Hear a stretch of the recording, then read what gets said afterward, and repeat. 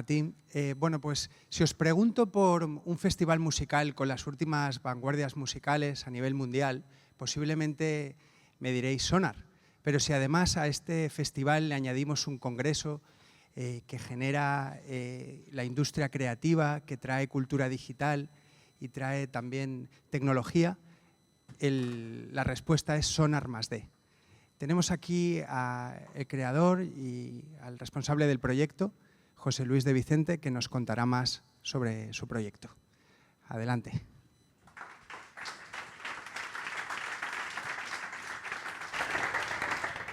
Bueno, tengo la suerte que me toca cerrar, ya tendréis.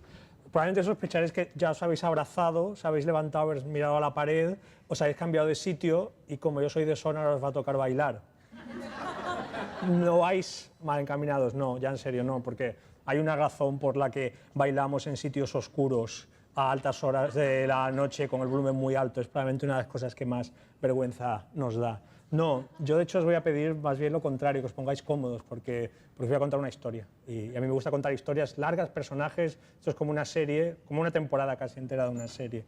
¿No sabéis cuánto habéis estado alguna vez en Sonar? Podéis levantar la mano. Me queda un espacio de crecimiento aquí, en esta sala. Mucha de la gente, incluso que no ha estado, si piensa en Sonar, piensa en imágenes como estas, han estado en Sonar de día, en mucha gente al aire libre disfrutando de la primavera, que en ese momento está en plena explosión, en música alta, o si ha estado en Sonar de noche, por la noche, en una gran explosión de sonido y de color y de volumen muy alto. O muchos de ellos, muchísima gente, si no ha estado en Sonar, físicamente piensa en nuestras campañas de imagen, en cómo se explica un festival de música electrónica con señores mayores paseando por la playa, o con Diego Armando Maradona, o con perros disecados con ruedas, o con animadoras con barba. Ha sido parte de cómo Sonar a lo largo de los años construyó un discurso acerca de un festival de música electrónica que era mucho más que un festival de música electrónica. Pero en realidad no venía a hablaros de esto, ni de la mayoría de estas cosas. Venía a explicaros dos ideas, o a intentar venderos dos ideas. Una tiene que ver con la idea de que Sonar para nosotros cada vez más es un entorno de innovación. Y un entorno de innovación muy específico, con unas potencialidades y unas posibilidades determinadas que no encuentras en otros entornos. Y lo segundo es que un entorno de innovación no es algo tan diferente de una fiesta, o no tiene que ser algo tan distinto de lo que es una gran fiesta o un espacio con mucho volumen, con mucha gente pasándolo bien. Y en parte esto tiene que ver con cómo nos han contado, o con cosas que no nos han contado del todo, acerca de la historia de la innovación tecnológica. Y agradezco mucha invitación hoy porque me ha dado la excusa de juntar un montón de historias y ponerlas todas en orden. A lo mejor algunos habéis escuchado hablar de este sitio. Es una ciudad temporal que se crea en el desierto de Nevada todos los años a comienzos de septiembre. Se llama Black Rock City. Es un sitio que se llama Burning Man. Es un festival que dura una semana y que se juntan 70.000 personas durante esta semana, que crean una sociedad alternativa, que juegan a montar una sociedad donde cambian todas las reglas de convivencia durante esa semana. Empezó en 1986, cuando 20 personas en el solsticio de verano se juntaron en el desierto de Nevada, construyeron la efigie de un hombre de madera y le prendieron fuego. Y cada año venía más gente, y cada año venía más gente, y cada año venía más gente, y 30 años después Burning Man se ha convertido en esto, en, como digo, un gran experimento en convivialidad, en una de las mayores concentraciones temporales que las sociedades producen hoy. ¿Y qué es lo que hace la gente en Burning Man? Bueno, para empezar, como decía, cambia algunas normas de convivencia, el dinero está prohibido, todas las transacciones tienen lugar a partir de la idea del compartir, de hacer algo por alguien a cambio de recibir algo en cambio. Y casi todas las cosas que esta gente hace y que la gente que va a Burning Man pasa meses preparando antes de esta semana es construir cosas. Construyen cosas en mitad del desierto con las herramientas que tienen, algunas muy improbables, otras máquinas muy sofisticadas que no sirven realmente para nada. Y Burning Man también, a pesar de que cada año se construye y se destroza de nuevo, tiene sus instituciones también ya casi. Esto es, por ejemplo, el templo en el que todos los asistentes a Burning Man dejan mensajes en sus paredes para sus seres desaparecidos, sus seres que ya no están y que cada año desaparece y empieza desde cero. Y este es el icono de Burning Man, del festival, el hombre que se convierte en la efigie alrededor de que esta gran concentración existe y en que el último día se prende fuego, todo se recoge y aquello vuelve a ser un desierto en el que no hay absolutamente nada. Y a lo mejor algunos os preguntáis quién es esta gente. ¿Quién es esta gente que decide durante una semana no ducharse? Sí, porque no hay duchas en Burning Man. Vivir al margen de muchas cosas, esta especie de modo de camping extremo, pero que en realidad es un gran ejercicio, como digo, de convivencia. Pues en su gran mayoría son gente que trabaja en compañías que todos conocéis, como Google, como Amazon, como Facebook. El núcleo social de Burning Man es el núcleo social de Silicon Valley. Burning Man es una especie de rito de paso en Silicon Valley. Y hay muchísima gente que forma parte de esas compañías que entienden Burning Man como una especie de rito anual para reiniciar el proceso de cada año. Y hay gente que piensa, y os he traído un paper para que veáis que esto es ciencia, no me lo estoy inventando yo. La gente dice que Burning Man es un elemento esencial en la infraestructura cultural, social y también de innovación de Silicon Valley, que es un espacio en el que Silicon Valley se permite a sí mismo cambiar muchas de sus reglas durante una semana y experimentar y crear libres asociaciones sin tener que estar atado a una determinada serie de objetivos y a una determinada serie de fines. Ahora a lo mejor empezáis a entender un poco más lo que os quiero contar. Hay una fecha súper importante en nuestra historia, quizás muchos no la conocemos o no la conocéis como esa fecha, es el 9 de diciembre de 1968. Este es un día en el que el mundo empezó a cambiar de alguna manera. Es el día en el que un científico que se llamaba Douglas Engelbart se juntó en un auditorio como este, delante de 1000 personas, y les enseñó algo que la mayoría de ellos no habían visto y algo que se abusa mucho la expresión cambiar el mundo, pero creo que aquí sí estaremos de acuerdo en que esto cambió el mundo. A ese día, a ese acto, se le llamó la madre de todas las demos. Y en la madre de todas las demos, Douglas Engelbart le enseñó a la gente básicamente todos los elementos que construyen el vocabulario de lo que es la relación hoy en día entre un usuario y su ordenador. Un ratón, un menú desplegable, iconos, cómo sería un procesador de texto, cómo sería iconos, delante de un montón de gente que entendió que a partir de ese momento el futuro de la relación entre la tecnología y los hombres iba a ser de esta manera. Me interesa la historia de quién era el hombre que sujetaba la cámara. No podéis verlo porque estaba sujetando la cámara, haciendo esta grabación de este documento, que es un documento histórico, que es probablemente la demo tecnológica, el keynote más importante de la historia. Este señor, el señor se llama Stuart Brand, que es uno de los personajes más interesantes y a la vez secretos casi o desconocidos de la historia de la revolución digital. Stuart Brand no es que fuera un hippie, es que era uno de los mayores hippies que haya podido existir nunca, era uno de los Merry Pranksters. Los Merry Pranksters eran una especie de tribu ambulante de la California de comienzos de los 60, que tomaban LSD, montaban festivales de rock en el que se promovían las drogas psicodélicas, fueron los primeros que empezaron a hacer shows de luminotecnia y de alguna manera crearon buena parte del imaginario que creó la contracultura californiana de los años 60. A Stuart Brand le interesaba de qué manera cosas que estaban pasando en la ciencia y la tecnología en ese momento iban a servir para cambiar nuestra conciencia, para implementar también nuevas formas de pensar, para amplificar nuestra manera de entendernos. En aquel momento estaba muy interesado en una imagen que se rumoreaba que existía, pero que la humanidad todavía no sabía que existía. Y fijaos, esto es una imagen que todos vosotros habéis visto millones y millones de veces y en 1966 todavía no existía. Era una imagen de la Tierra, una foto del planeta completo. Y Stuart Brand empezó a repetir una chapa que decía esto: ¿por qué no hemos visto todavía una fotografía de la Tierra entera?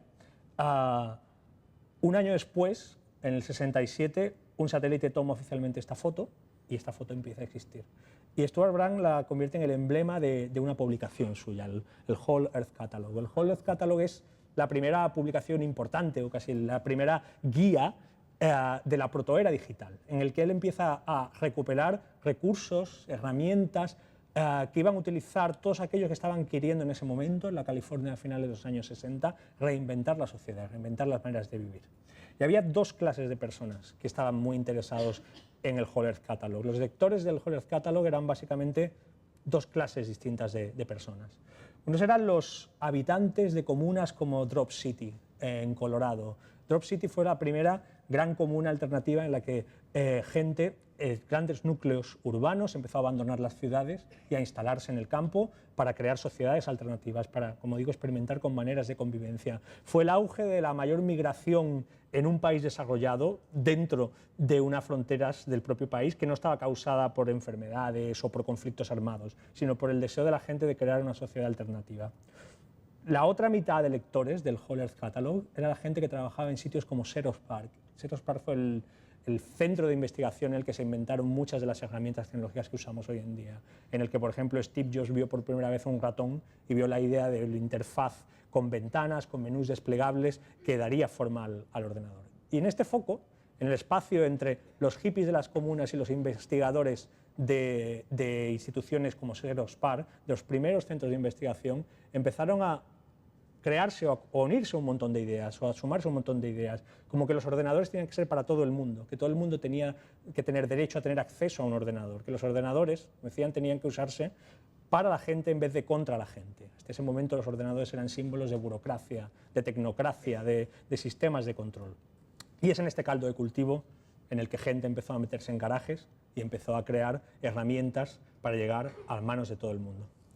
Y en el mismo momento, en la otra costa de Estados Unidos, en la costa este, están pasando también cosas muy interesantes, en sitios como este, como Bell Labs, una de las mayores instituciones científicas de la historia.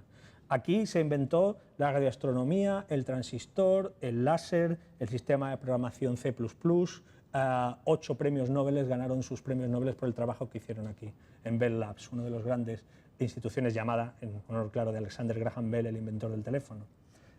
Y en Bell Labs, este señor que veis a la izquierda, Billy Kluwer, uno de sus investigadores, invita a venir a alguien que considera que tiene algo que aportar o mucho que aportar a la cultura de este sitio, a lo que los investigadores están haciendo allí. Y no es un científico, no es un emprendedor, no es un ingeniero, es un artista, Robert Rauschenberg, uno de los iconos de la vanguardia neoyorquina en los años 60. Rauschenberg es un pintor, un artista de instalaciones, y juntos empiezan a pensar que los artistas integrados en el entorno de los investigadores pueden hacer preguntas que a los investigadores no se les ocurren, que si ven las herramientas que usan pueden utilizarlas de otras formas, distintas a cómo los investigadores la harían, como los científicos o los ingenieros que pensarían de formas más lineales y con objetivos muy concretos.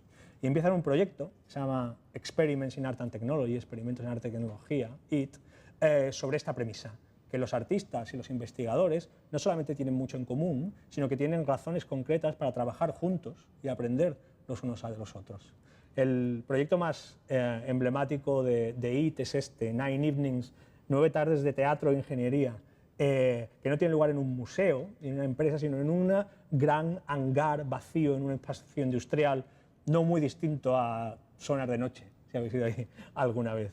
Y esto es realmente documentación de la noche de los tiempos. Esto es uno de los proyectos de 9 Evenings, de Experiments in Art and Technology. Era una partida de tenis en el que habían desarrollado unos micrófonos pequeños de microcontacto en las raquetas, de tal manera que cada vez que la pelota golpeaba a la bola, el sonido se amplificaba miles de veces y ocupaba todo el sonido del espacio.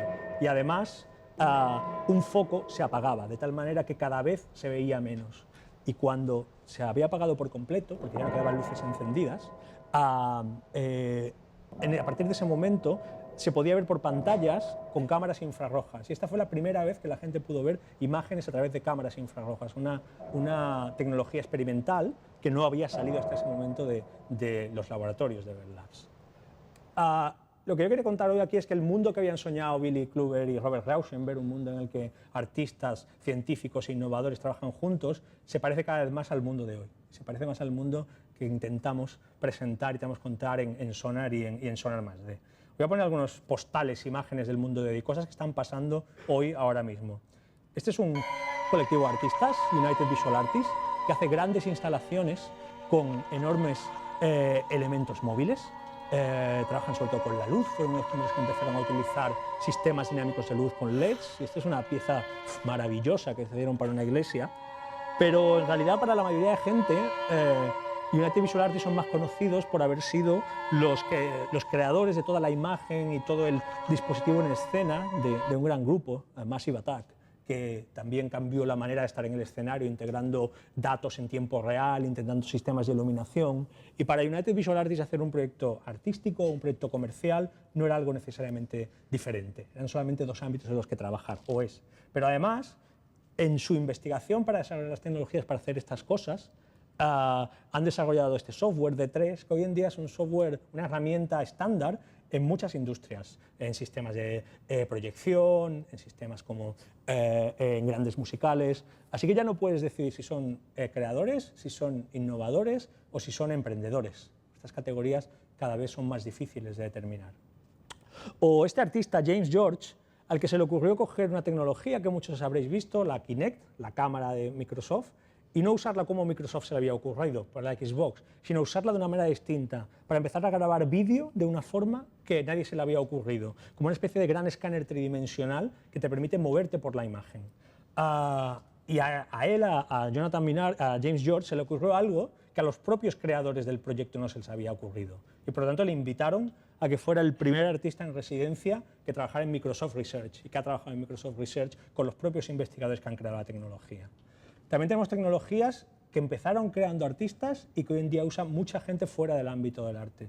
No sé si habéis oído hablar de Arduino. Arduino es hoy una de las grandes herramientas de makers, es una de las maneras más fáciles de programar un microcontrolador de electrónico. Arduino es una tecnología que nació en el seno de la comunidad artística.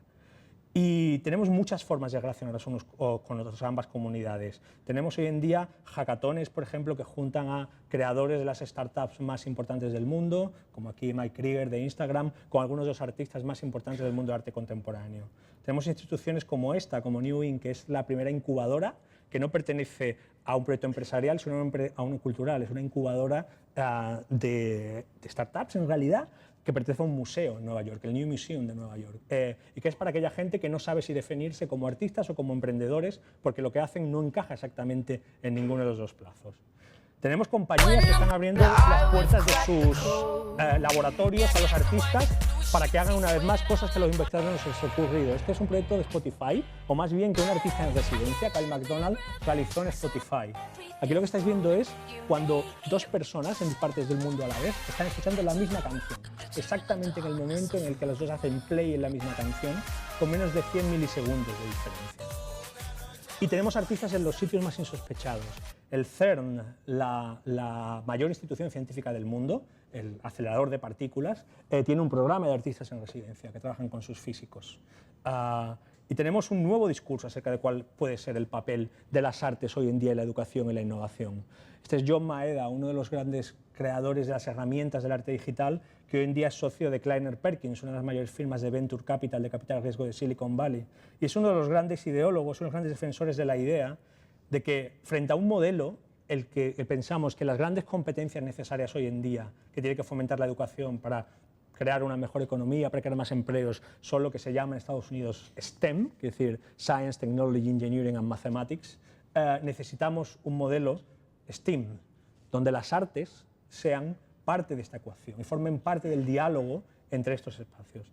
Y esto hubo un momento en que parecía absurdo o podría parecer ingenuo, pero estamos poco a poco empezando a entender la capacidad de que la diversidad de la creatividad y de la comunidad de los artistas como un foco de innovación tiene para cambiar los entornos y para cambiar los entornos en los que se operan. ¿Cuánta gente ha escuchado que estudiar humanidades es una pérdida de tiempo? Que estudiar humanidades, estudiar bellas artes, estudiar no es algo que te vaya a permitir ganarte la vida. Hoy en día las humanidades y las artes crean empleos en los entornos de innovación. Hay en miles de startups, en miles de compañías en Silicon Valley, licenciados de filosofía, de teatro, de literatura, haciendo un trabajo que probablemente los ingenieros no pueden hacer exactamente.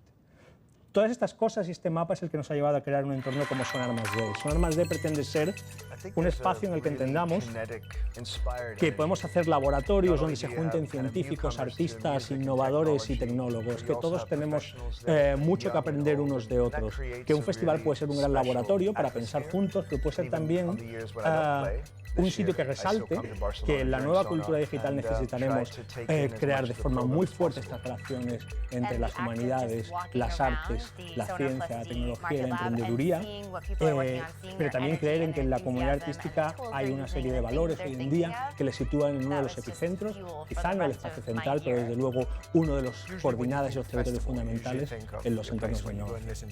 Este año Sonar, del 18 al 20 de junio, me equivoco por un día, creo que no, y me encantaría veros todos allí. Muchas gracias.